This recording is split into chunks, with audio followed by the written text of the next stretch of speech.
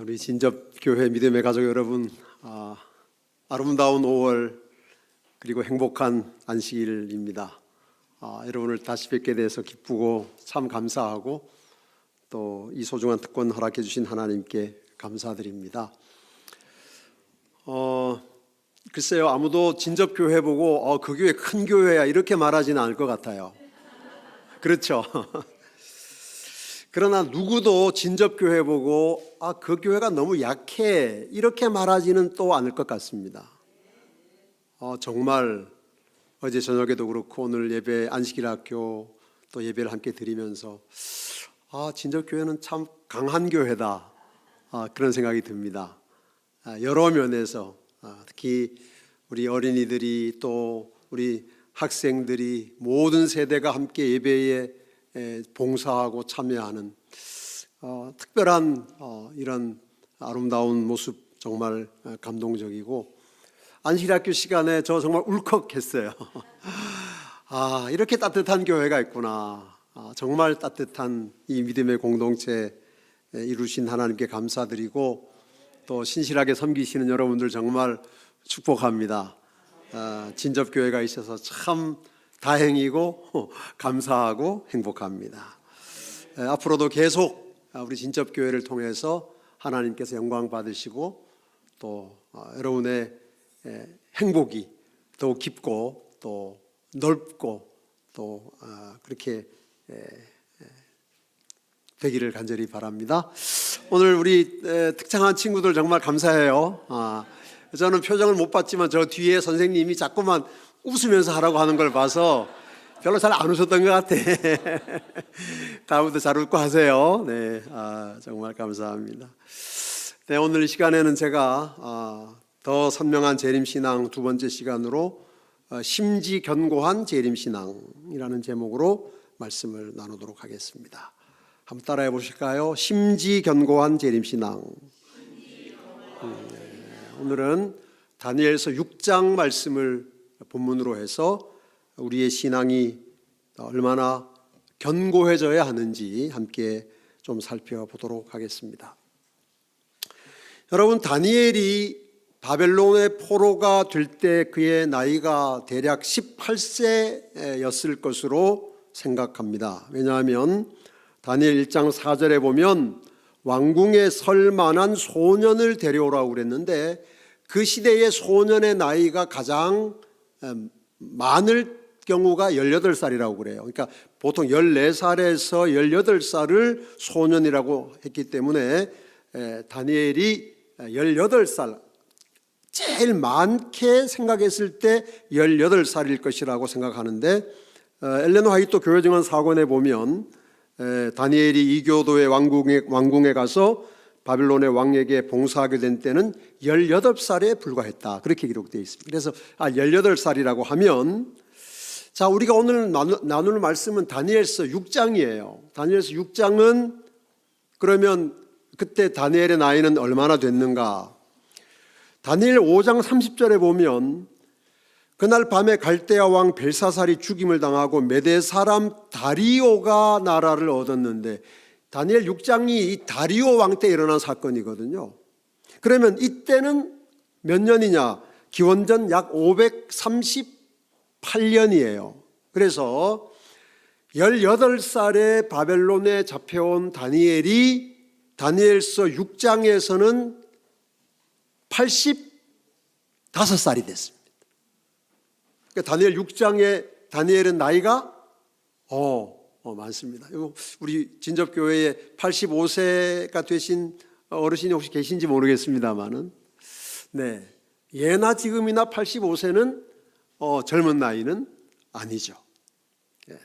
그래서 다니엘이 대략 한 67년, 조금 우리가 이제 반올림하면 70년 동안 바벨론에서 산 것입니다. 그동안에 다니엘이 예루살렘으로 휴가 한번 갔다 왔을까요? 한 번도 못 갔습니다. 잡혀온 그날부터 다니엘 6장 사건이 일어날 때까지 다니엘은 바벨론을 떠나지 않았습니다. 여러분, 10년이면 뭐가 변한다고 그래요?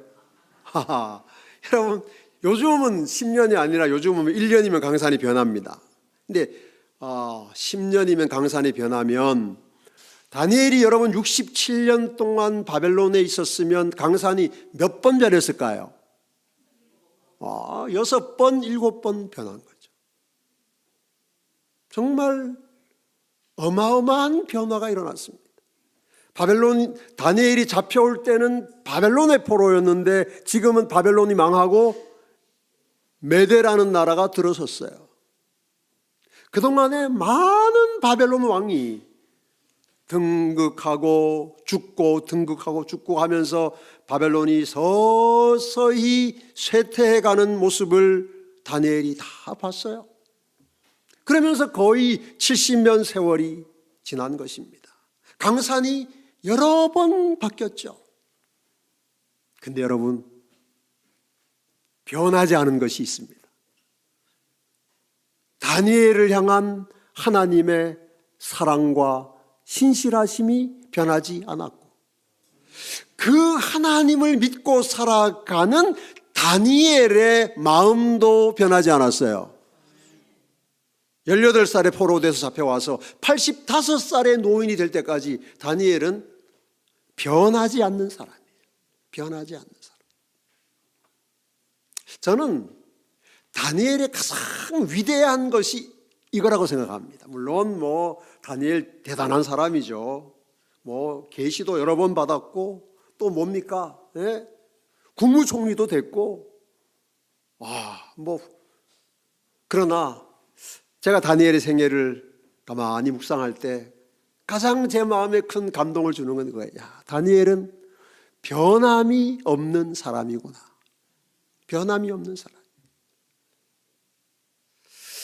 그래서 저는 이 다니엘의 생애를 이렇게 떠올리면 이 이사야 26장 말씀이 늘 생각이 납니다. 여러분, 이 말씀을 우리 같이 한번 다 읽어보실까요? 다 같이 시작.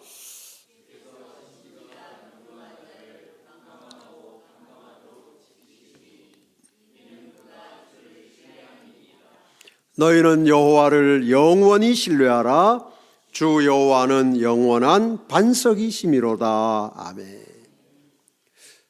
심지가 한 사람이요? 견고한 사람. 우리 어린이들은 좀 이 말이 어려울 수 있겠어요? 심지가 뭘까요? 심지. 마음의 정한 뜻이에요. 그렇죠? 마음 심자의 뜻지자예요. 뜻이에요. 여러분, 다니엘은 어떤 사람입니까? 다니엘 1장 8절에 보면 다니엘은 무엇을 정하여? 뜻을 정하여. 근데 사람들마다 다 뜻을 정해요. 여러분, 뜻을 안 정하는 사람이 누가 있습니까? 해마다 정하고 학교 들어갈 때마다 정하고 중간고사 다가오면 정하고 뜻을 정하는 건 다 정하는데 문제는 뭐예요? 뜻을 자꾸 바꿔요. 바꿔요. 근데 다니엘은 어떤 사람이냐? 다니엘은 뜻을 정하고 뜻을 꺾지 않는 사람이에요. 그런 사람을 심지가 견고한 자라 그렇게 부르는 것입니다. 저는 아마 다니엘이 이 이사야 선지자가 기록한 이 말씀을 틀림없이 읽었을 거라고 생각해요. 왜냐하면 이사야 선지자는 다니엘보다 약 150년 전에 살았거든요. 다니엘은 하나님 말씀을 정말 사랑하고 또 깊이 연구한 사람이기 때문에 거의 비슷한 시대에 살았던 선지자 예레미야의 글도 자세히 읽고 연구했거든요. 근데 150년 전에 기록한 이사야 선지자의 이 말씀을 다니엘이 몰랐을 리가 없습니다. 하나님은 심지가 견고한 사람을 평강하고 평강하도록 지키시는구나. 그러니 나도 심지가 견고한 사람이 돼야 되겠다. 그게 다니엘이 아마 결심한 것 같아요. 그래서 다니엘이 뜻을 정하여. 여러분, 심지가 견고한 사람을 조금 쉬운 말로 우리가 해석을 하면 우리말 성경에는 이렇게 되어 있습니다. 주를 한결같은 마음으로 의지하는 사람. 이게 심지가 견고한 거예요. 주님을 한결같은 마음으로 의지하는 사람. 어떤 때는 의지했다가 어떤 때는 안 했다가, 이건 심지가 견고한 게 아니죠. 언제나 좋을 때나 안 좋을 때나. 현대어 성경에는 이렇게 번역되어 있습니다. 항상 주님을 의지하며 사는 사람.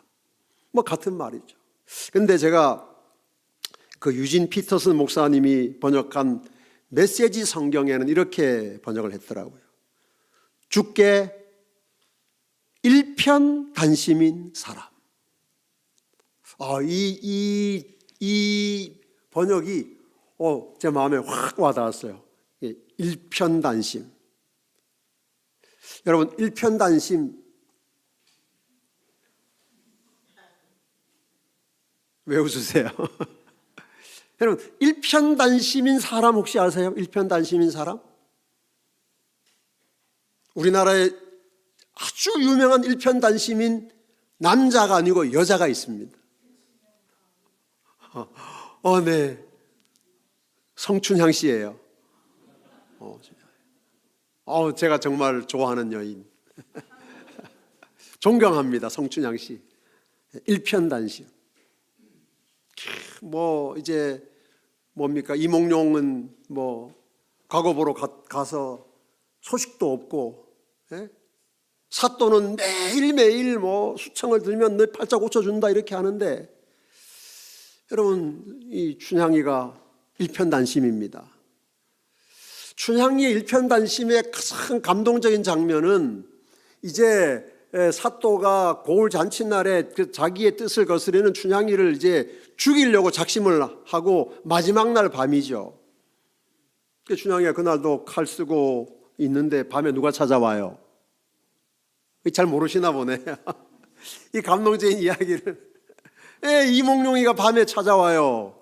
근데 이몽룡이 나쁜 놈이에요. 자기가 뭡니까? 장원급제 해가지고 지금 암행어사라고요. 가슴에 뭐가 있어요? 마패가 있는데, 이놈이 말이죠. 막 거렁뱅이 짓하고 갓을 탁 떠진 걸 쓰고, 그리고 이제 춘향이를 이제 밤에 찾아온 거예요. 이몽룡이가 춘향이를 시험한 거죠. 이몽룡은 나빠요. 그래서 이제 찾아온 이몽룡이 보니까 다 떨어진 갓에다가 옷은 다 떨어졌고 보니까 망해도 완전히 망한 거예요. 이제 이건 이 남자는 이제 더 이상 볼 것도 없는 남자야. 그런데 그날 밤에 춘향이가 여전히 뭡니까? 여전히 일편단심.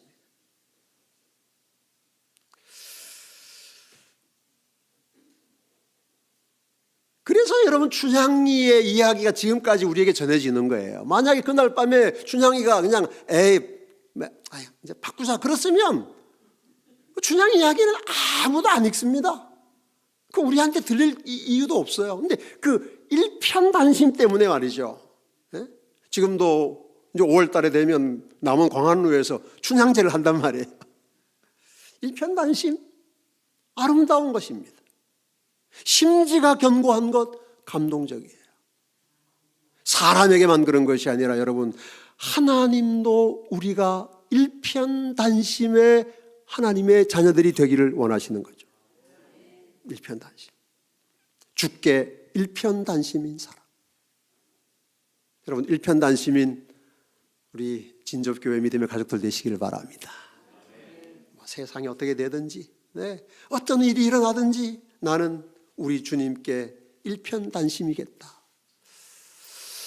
여러분, 일편단심에 꽃이 있는지 혹시 아십니까? 일편단심의 꽃이 민들레예요? 왜요?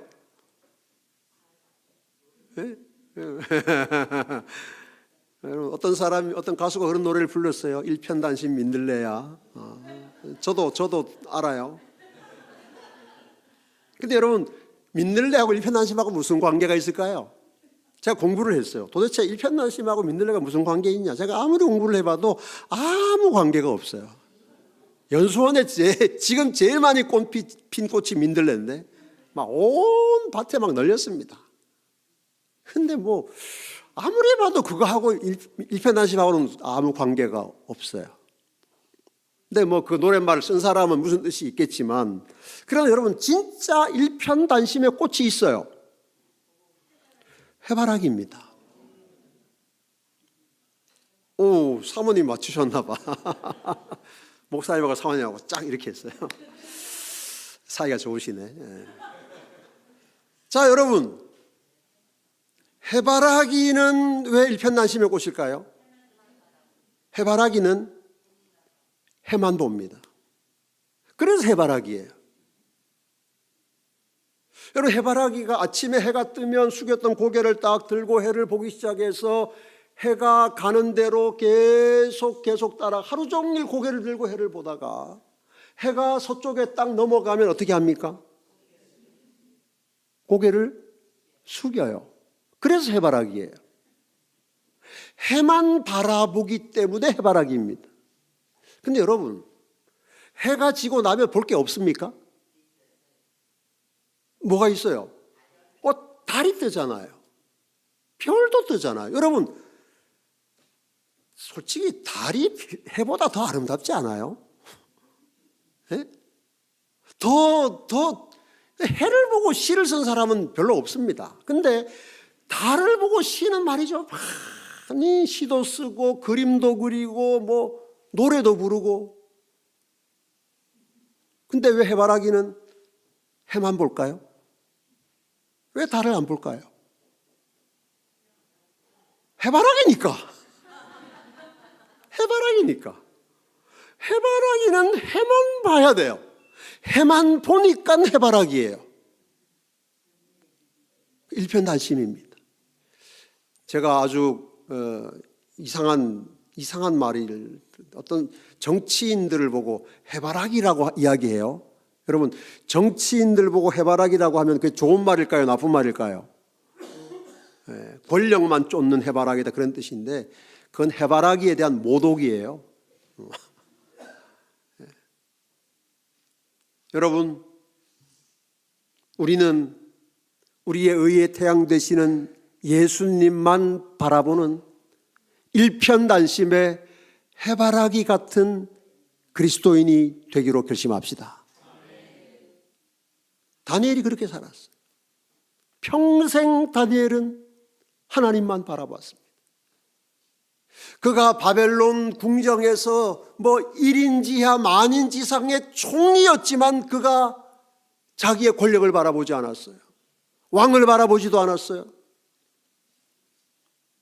하나님을 바라보고 하나님의 약속을 바라보고 해바라기처럼 일편단심으로 심지가 견고한 하나님의 백성으로 산 것입니다.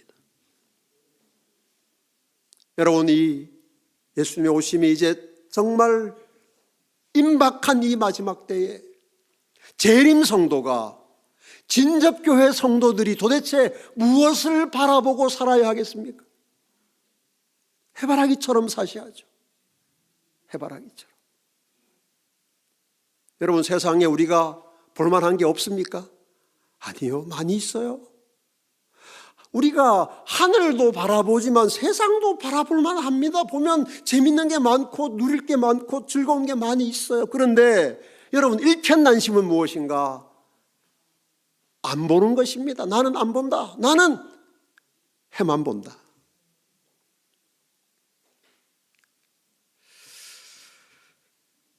제가 아주 좋아하는 노래가 이 노래예요. 이 노래가 왜 요즘은 잘 안 부르는지 모르겠어요. 우리 어린이들 이 노래 알아요? 네? 이 노래 알아요? 고무신 신고 알아요? 몰라요? 모르나 보네. 우리 선생님 이 노래 좀 가르쳐 주세요. 그래서 다음에 이 노래 특정하면 하면 좋겠어요. 고무신 신고 아장아장 느린 걸음 걸을지라도 해바라기 해 따라가듯 나도 예수님 따라갈 테야. 해바라기 해 따라가듯. 여러분, 우리 예수님 바라보고 예수님 따라가는 심지 견고한 재림 성도가 됩시다. 여기 히브리 3장 14절에 우리가 시작할 때에 확신한 것을 끝까지 견고히 잡고 있으면, 이게 심지가 견고한 거예요. 끝까지 견고히 잡고 있으면 그리스도와 함께 참여한 자가 되리라. 여러분, 많은 사람들이 시작합니다. 그리스도인 삶을 시작해요. 예수님을 바라보기 시작해요. 하나님 말씀 읽고 순종하며 살아가는 삶을 시작해요. 문제는 뭐예요? 끝까지 견고히 붙잡지 않아요. 심지가 견고하지 않아요. 조금 하다가 너무 힘드네, 재미가 없네, 다 놓아버립니다. 그러면 그리스도와 함께 참여한 자가 될 수 없는 것입니다. 다시 계시록 2장 26절입니다. 이기는 자와 끝까지 내 일을 지키는 그에게 만국을 다스리는 권세를 주겠다. 끝까지 내 일을 지키는 그 일편단심입니다. 다시 계시록 14장 12절, 성도들의 인내가 여기 있나니 그들은 하나님의 계명과 예수에 대한 믿음을 지키는 자니라. 여러분, 재림신앙은 인내하는 신앙입니다. 인내. 언제까지요? 언제까지? 끝까지. 끝까지. 다니엘이 18살에 바벨론의 포로로 와서 85살이 될 때까지 그가 인내한 것처럼, 그가 견고히 하나님의 약속을 잡고 있었던 것처럼, 예루살렘의 황무함이 70년 만에 끝날이라고 한 예레미야 선지자 예레미야의 기별을 그가 지키고 끝까지 붙들고 그 약속의 성취가 이루어지기를 기다렸던 것처럼 말이죠. 여러분, 예수님이 다시 오실 때까지 우리는 재림신앙을 견고하게 끝까지 붙잡는 재림 성도가 됩시다.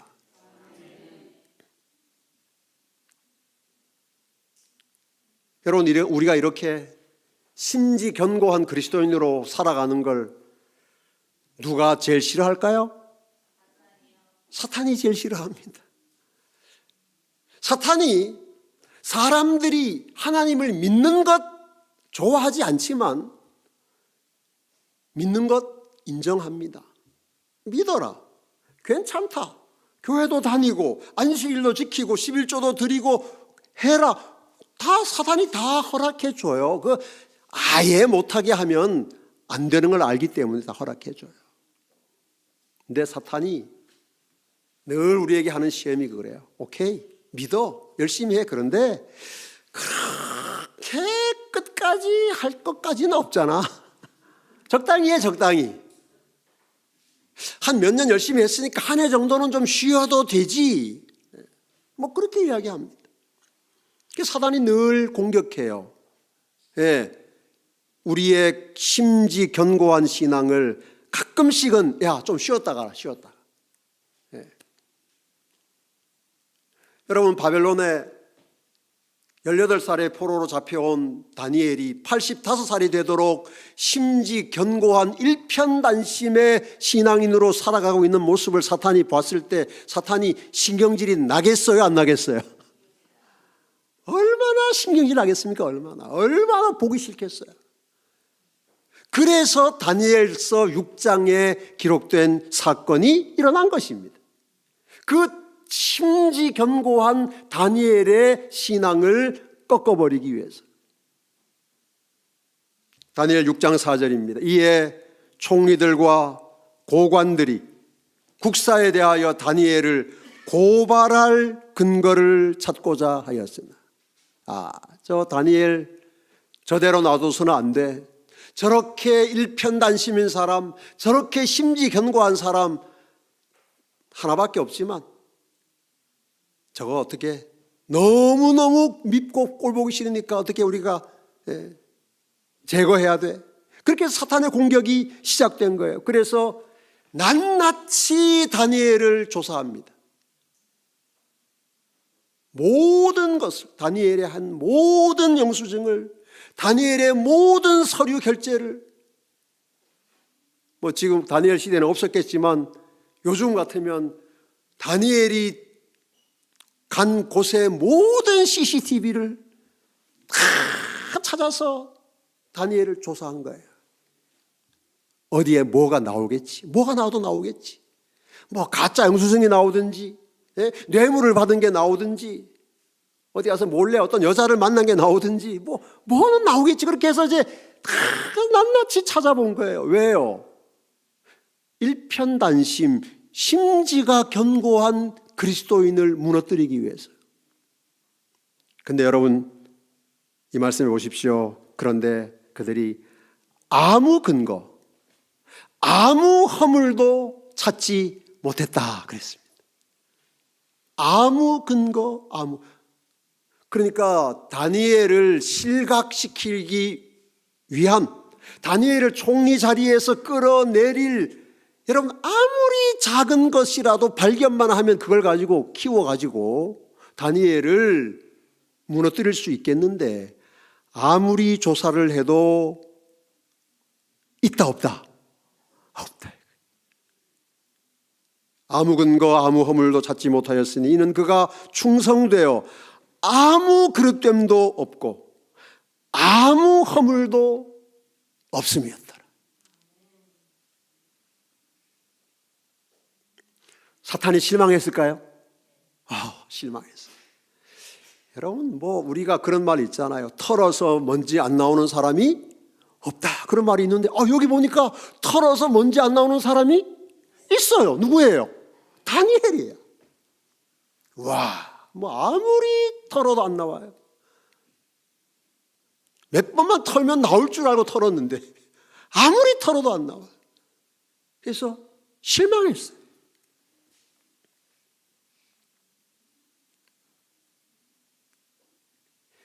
사탄이 여기에서 실망했기 때문에 일어난 사건이, 법을 정해서 30일 동안 왕외에 그 어떤 신에게나 누구에게 기도하거나 그렇게 하면 사자굴에 던져 넣자는 법을 만들게 된 것입니다. 만약에 여기에서 다니엘을 털었는데 뭐가 나왔으면 사자굴에 집어넣자는 법을 만들 필요가 있을까요? 없을까요? 없어요. 잘 기억하십시오. 30일 동안 왕외에 다른 신에게 기도하면 사자굴에 던지자는 법을 만든 이유는 이 다니엘을 낱낱이 조사했을 때 아무런 것도 나오지 않았기 때문에, 다시 말해서 다니엘이 그들에게 어떤 작은 빌미도 주지 않았기 때문에 그 법이 만들어질 수가 있었던 거예요. 여러분, 어떻게 다니엘, 털어도 먼지 안 나오는 다니엘, 이 다니엘의 이야기가 오늘 우리에게 왜 주어졌을까요? 예수님의 재림을 기다리는 하나님의 백성들이 이 땅에서 다니엘처럼 살아야 한다는 사실을 말해주기 위해서입니다. 여러분, 재림 성도인 우리도 다니엘처럼 털어도 먼지 나지 않는 사람이 되어야 합니다. 왜냐하면 사탄이 끊임없이 우리를 뭐하기 때문이에요? 털기 때문이에요. 털어요. 계속 털어요. 뭐가 털면 나올 거야. 사탄이 우리를 털어서 나오기를 바라는 게 뭘까요? 먼지는 나와도 돼요. 회개하지 않은 죄예요. 회개하지 않은 죄. 아직 극복하지 못한 죄. 그래서 여전히 남아있어서 내가 즐기는 죄.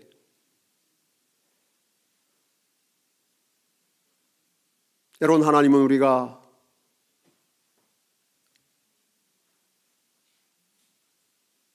다니엘처럼 철저한 회개와 죄를 이기는 거룩한 믿음의 삶을 통해서 사탄을 실망시키는 하나님의 아들과 딸들이 되기를 원하십니다.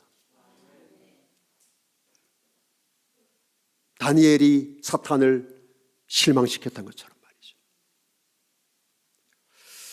우리가 어떻게 다니엘처럼 사탄을 실망시키는 그리스도인이 될 수 있을까? 여기 제가 실물교훈에 있는 한 말씀을 좀 적어왔습니다.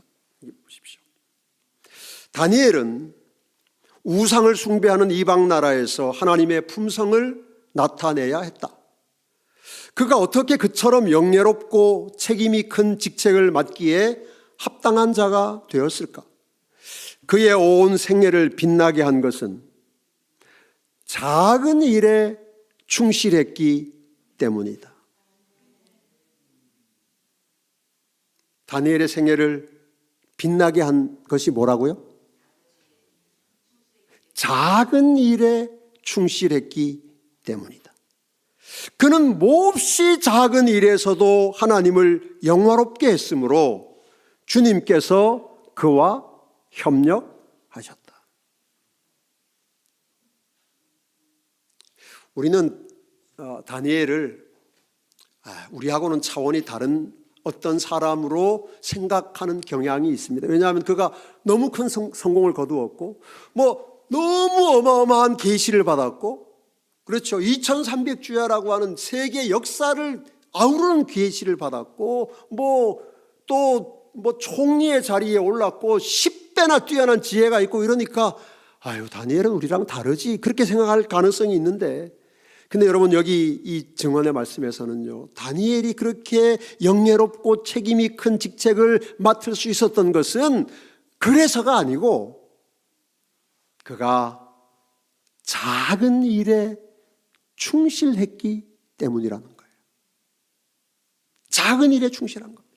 몹시 작은 일에서도 하나님을 영화롭게 한 것입니다. 여러분, 이 마지막 시대를 살아가는 하나님의 백성들이 다니엘처럼 무슨 다른 사람보다 10배의 지혜를 가질 필요는 없습니다. 다니엘처럼 국무총리가 돼야 할 필요도 없습니다. 그리고 다니엘처럼 무슨 계시를 받고 이상을 보아야 하는 것도 아닙니다. 그런 것들은 하나님이 특별한 사람들에게만 주시는 은혜고 또 사역이기 때문에. 그런데 다니엘과 우리에게 똑같이 주어진 같은 사역이 있습니다. 같은 책임이 있어요. 그것이 무엇인가 하면 작은 일에 충실한 것입니다. 몹시 작은 일에서도 하나님을 영화롭게 하는 것입니다. 몹시 작은 일. 여러분, 같은 기별이 여기 선지자 왕에 또 기록되어 있습니다. 바벨론에서 당신을 증거하도록 하기 위해 다니엘을 부르신 것처럼 하나님께서는 오늘날 우리를 세상에서 당신의 증인이 되도록 부르신다. 다니엘은 바벨론에서 하나님의 증인이었고, 우리는 세상에서 진접읍에서 하나님의 증인이에요. 그럼 우리가 어떻게 그 증인의 역할을 감당해야 되는가? 일상생활의 가장 큰 일에서처럼 가장 작은 일에서도 하나님께서는 우리가 당신의 나라의 원칙을 사람들에게 나타내기를 원하신다. 어떤 일에서요? 가장 작은 일에서, 가장 큰 일에서처럼 가장 작은 일에서도 하나님께서는 우리가 당신의 나라의 원칙을 사람들에게 나타내기를 원하신다. 참 그리스도인의 생활에는 중요하지 않은 일이 없고, 전능하신 하나님 보시기에는 모든 의무가 다 중요하다.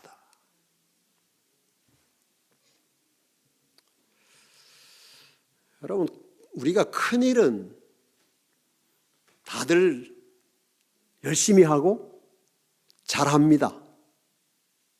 큰 일은. 여러분, 큰 일은 어떤 일이 큰 일일까요? 큰 일.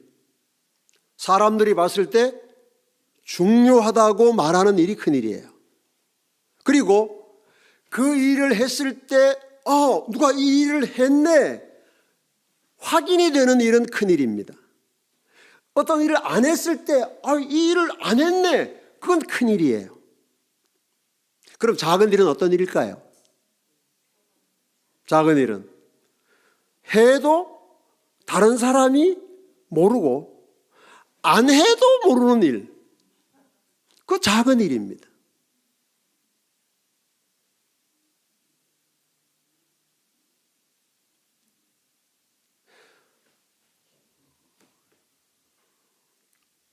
교회에서 목사님이 하는 일은 주로 큰일입니다. 왜냐하면 그래서 목사님이 안 보이면 금방 표가 나요. 목사님 어디 갔어? 이렇게 금방 찾아요. 그렇죠. 목사님 어디 갔어? 이게 큰일이에요. 그래서 목사들이 큰일은 잘합니다. 대부분. 저도 마찬가지예요. 근데 작은 일은 뭐냐 하면 목사님이 안 해도 아무도 신경 안 쓰는 일이에요. 예를 들어서 목사님이 지나간 자리에 휴지가 떨어져 있어요. 목사님이 그거 휴지 안 주웠다고 해서 누가 목사님 보고 왜 목사님 휴지를 안 주웠을까? 아무도 욕도 안 할 것이고, 또 그것 때문에 누가 마음이 상하지도 않을 거예요. 그런 일은 작은 일입니다. 예를 들면 여러분, 다니엘이 어떤 사람이라고요? 다니엘은 그런 작은 일을 신실히 한 사람이에요. 작은 일. 여러분, 하나님께서 우리를 이 마지막 시대에 진접읍에 두시고, 진접에 안 사시는 분도 계시겠지만, 하여간 우리가 살아가는 삶의 모든 영역에서 어떻게 우리가 하는 일 중에 큰 일도 있고 작은 일이 또 있어요. 눈에 잘 띄는 일도 있고 눈에 안 띄는 일이 있고, 내가 그 일을 하지 않아도 아무도 모르는 일도 있어요.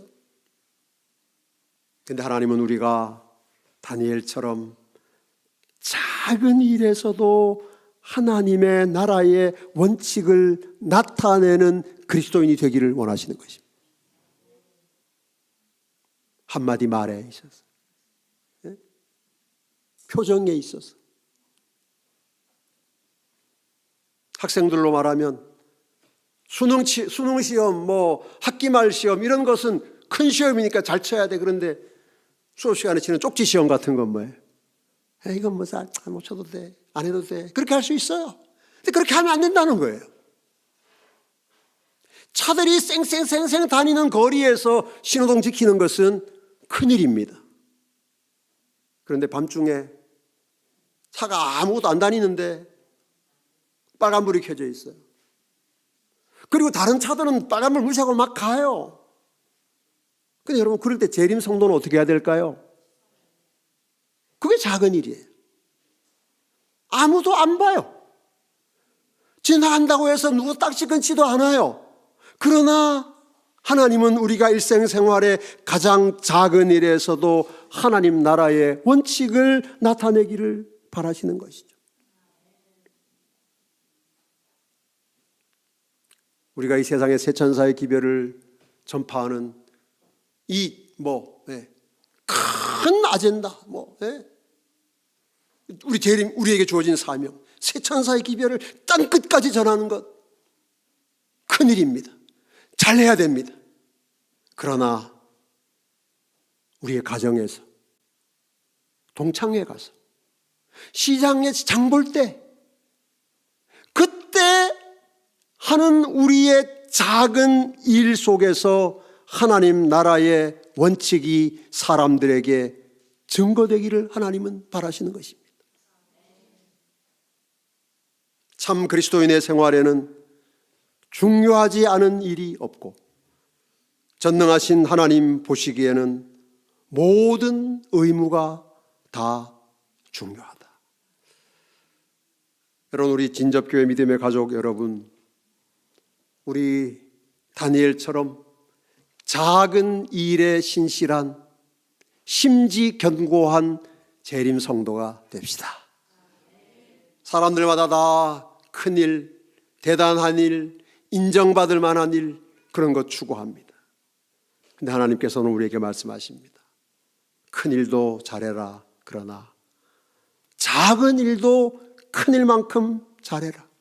왜냐하면 하나님 보시기에는 모든 의무가 다 중요하고 참 그리스도인 생활에는 중요하지 않은 일이 없기 때문이라고 말씀하십니다.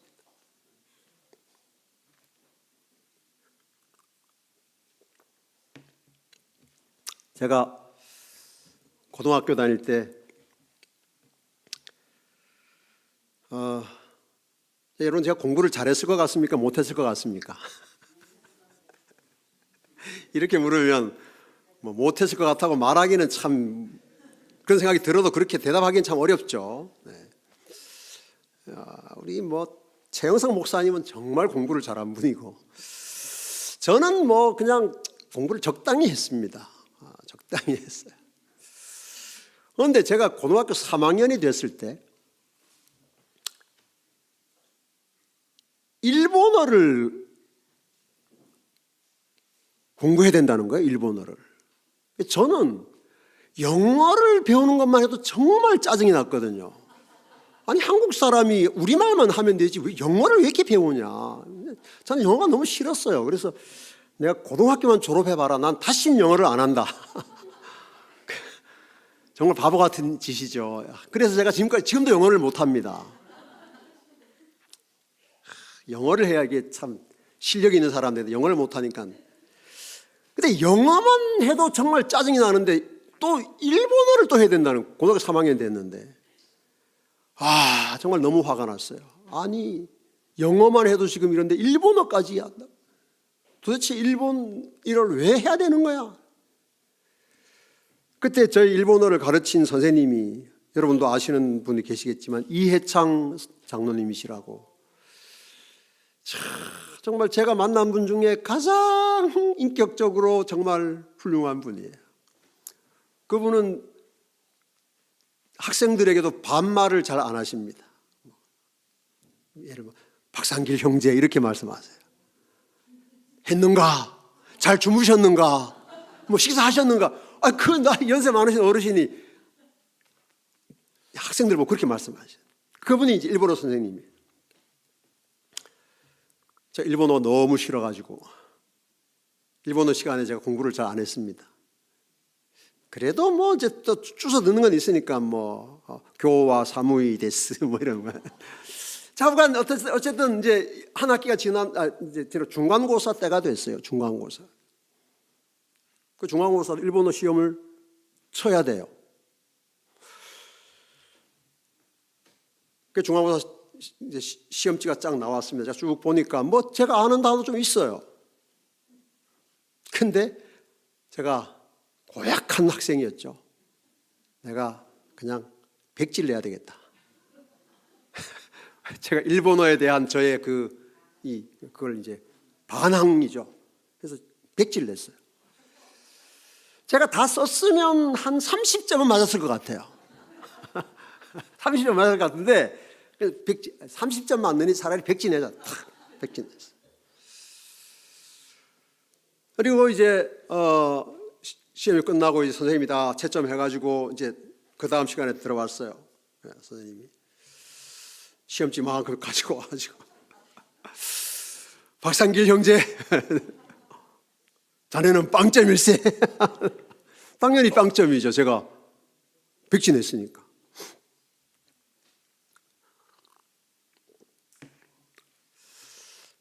그 정도로 제가 참 고약한 학생이었어요. 지금은 제가 그렇게 나쁘지는 않습니다. 왜냐하면 이제 제가 작은 일을 잘해야 된다는 걸 제가 알기 때문에.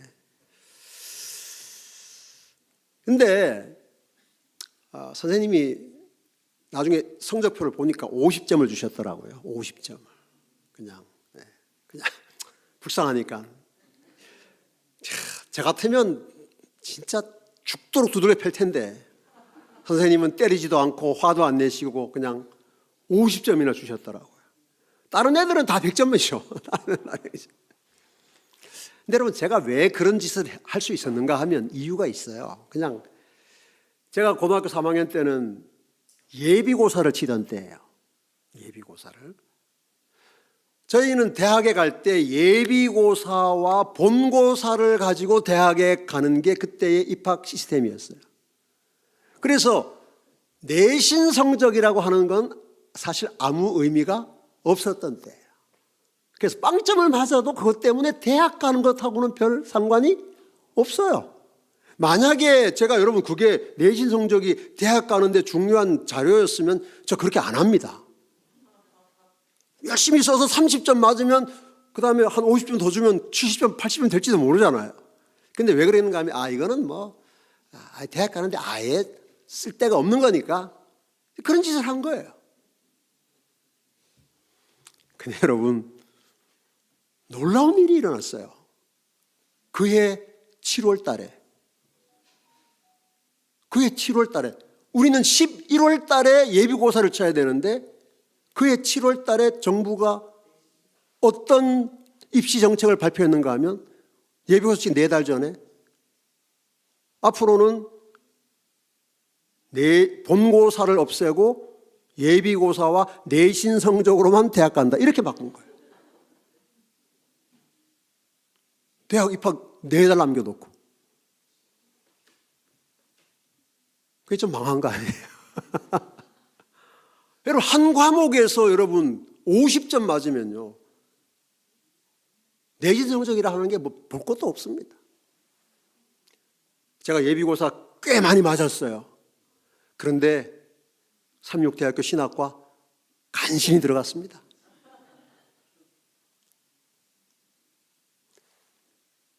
작은 일을 우습게 얘기했고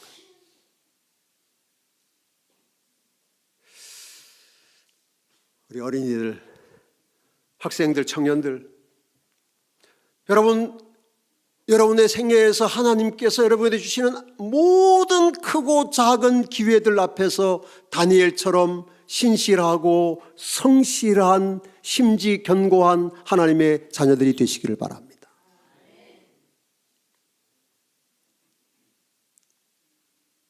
혹시 나중에 무슨 일이 일어날까 봐가 아니라 하나님이 우리가 그렇게 사는 걸 원하시기 때문에. 여러분 안식일에 예배당에 오는 건 큰일입니까? 작은 일입니까? 큰일이에요. 금요일 저녁에 오는 건 큰일입니까? 작은 일입니까? 화요일에 오는 건요? 역시 진접교회는 아니 큰일이라고 안 해도 돼요. 작은 일이라고 해도 돼요. 실제로 작은 일이에요. 그런데 큰일이나 작은 일이나 다 어떻게 해야 돼요? 똑같이 중요한 거예요. 우리가 큰일과 작은 일을 나누어서 큰일은 중요하고 작은 일은 안 중요하다고 생각하기 때문에 문제지 큰일이다 작은 일이다 괜찮아요. 여러분 우리 재림 성도로 이 땅에 살아가는 동안 다니엘이 총리 자리에 앉아서 수백억, 수천억짜리 프로젝트에 사인을 하는 큰일을 할 때도 신실하게 하고 어디 가서 밥 사 먹고 영수증 끊는 것도 똑같이 신실하게 함으로 그가 사탄과 그를 대적하는 세력들에게 어떤 빌미도 주지 않았던 것처럼 우리도 하나님 우리에게 주신 기별에 계명에 그것이 크든 작든 모든 일에 신실함으로 심지 견고한 재림성도 일편단심의 그리스도인으로 주님을 바라보고 주님의 오심을 준비하며 살아가는 우리 진접교회 모든 믿음의 가족들 되시기를 주님의 이름으로 축복합니다.